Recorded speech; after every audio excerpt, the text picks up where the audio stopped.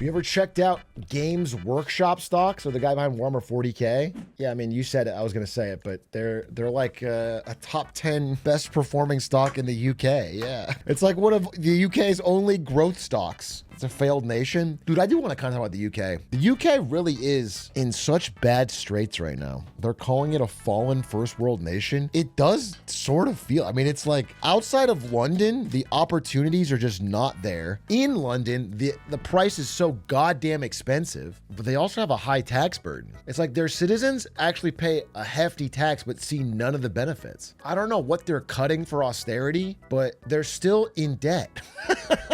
They're still spending more than they have. They still have high borrowing costs because they're not trusted. And then their people aren't seeing the results of their tax dollars. Somebody's grifting, dude. Trusted? So I've told this story quite a few times, but I've briefly explained what the Liz Truss fiasco was. Right here is Liz Truss. Liz Truss comes into the UK and she promises a new tax cut and spending program. So cutting the amount of money the government makes and increasing the amount it spends. And so the borrowing costs look like this. They spiked. This is not the actual moment, but this is what it looked like. But now, right now, as in today, the borrowing costs are higher than they were when Liz Truss got kicked out for doing this. Obviously, no one is going to loan money to the UK if they are cutting taxes and increasing spending, because they're not good for it. There's no way to pay it back. And so Liz Truss got kicked out of office because the UK couldn't borrow money. Literally, the costs got too high. But now, over time, since then, the costs have gotten as high as they were in the peak of Liz Truss's tenure, and people aren't even talking about it. Like, it's the world market is pricing their borrowing costs as high as like a developing nation. They're like, Germany's are so much lower than this. This is so much higher than the European average. People just don't want to loan the UK money because their whole system doesn't make sense. And I want to say, like, you know, compared to the standard of the worst parts of the world, UK is still obviously great, right? It still has a democratic system that works, and it still has healthcare that semi works, and they have, but it's so stagnant.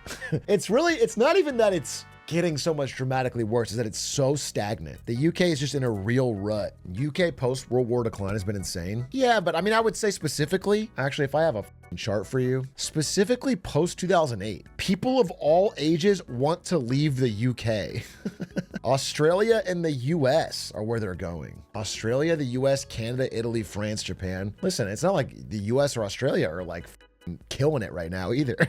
That's how bad things are in the UK, man. Keir Starmer's dead in the water. No capability of getting anything massive done. Has already squandered what little advantage they had. So they're going to be stuck for even more time. Disposable income and productivity growth in the UK after 2000, like before 2008, was among the best in the world, growing great. And after 08, it's been so slow, so flat. In an economy that's growing, where a pie's growing, you can kind of paper over the fact that there's a widening inequality because everyone's standard of living is raising. As long as you're growing, it's fine. But when things stop growing, it becomes very zero sum. It becomes zero sum, and that means someone else's win becomes your loss. The UK economy has been so stagnant that all of the gains that go to the very top in the UK have been coming directly out of the pockets of regular people. The gains in real estate prices, for example, they're going to landowners, but makes it nearly impossible for you to find a home. Are any of Starmer's policies making a difference? No, I don't think so. Starmer's been a bit of a instant lame duck. He tried to do some austerity stuff.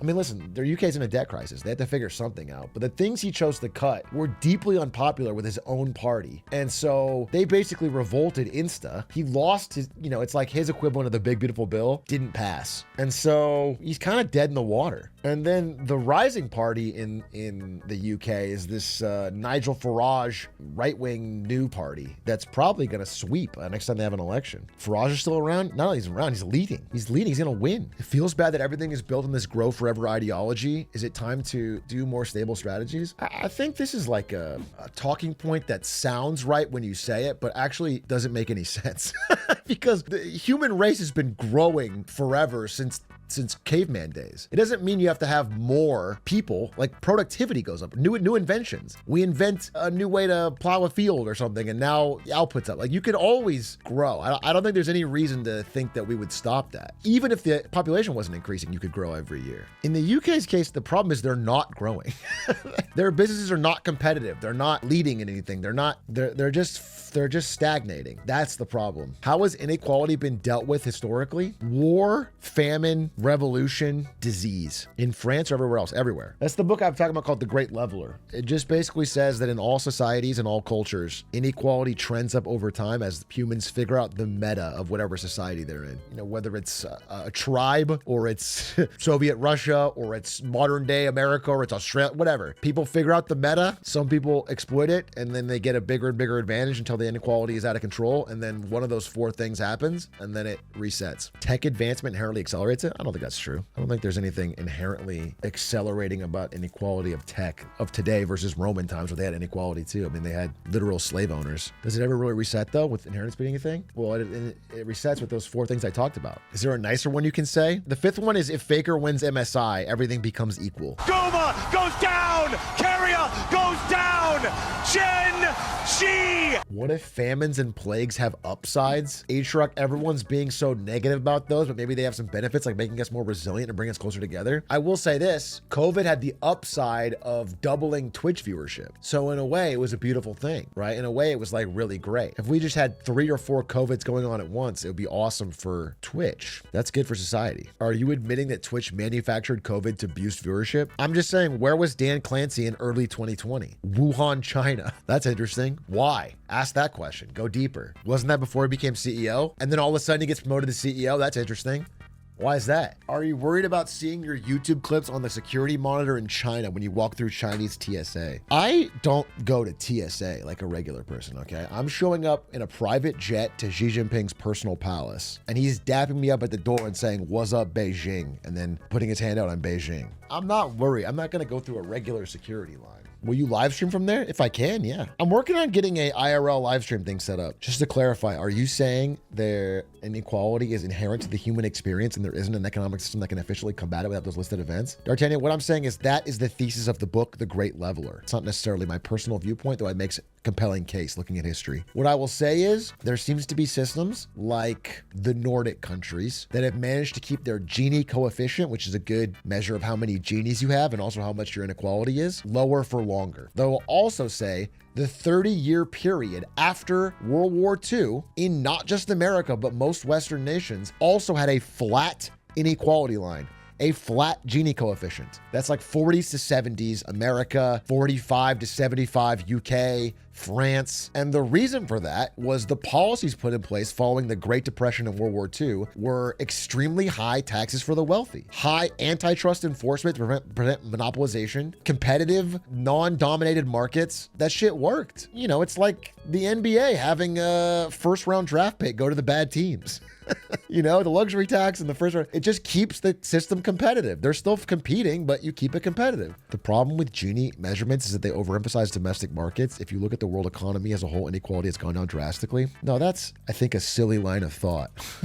You could tell somebody, hey, don't worry about the fact that you are getting relatively poor to everyone else in your country because someone in Africa went from 50 cents a day to $1 a day. You know, that's nice. It's a nice fact for the world, but it doesn't mean that you are happy about the destruction of your social fabric. That's genuinely a good thing though? No, I think it's a bad thing. Of course, everyone thinks it's a good thing. It's not relevant.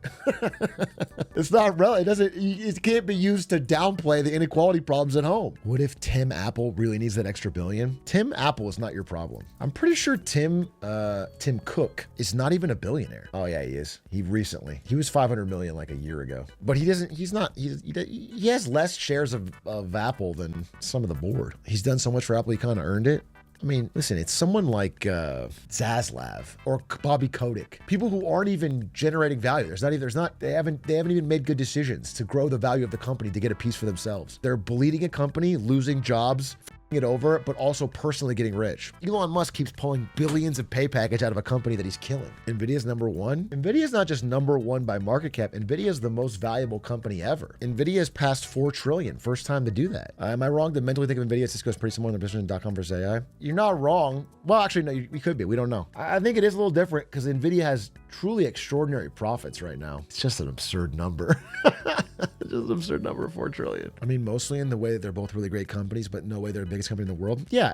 Again, I think there's a lot of parallels. I've already made a video about this, about Cisco and Nvidia. It's just a little different because truly Nvidia is growing profits at a rate faster than Cisco did at the time. They're making fewer weird acquisitions like Cisco did. It's different. It's subtly different. The whole Nvidia thing disappears if Microsoft, Meta, Google, and Amazon stop buying hundreds of millions of dollars of Nvidia chips, billions of dollars of Nvidia chips. If they decide that it's not worth it to buy that much, those 4 companies are the reason Nvidia is worth as much as it is. And they buy more every year. They keep buying. Yeah, exactly. That's exactly right. This is the question. If they can't find a way to make money off AI, which they haven't done yet, then eventually they have to stop buying lighting billions on fire to buy more chips. If they do find a way, then it'll keep going.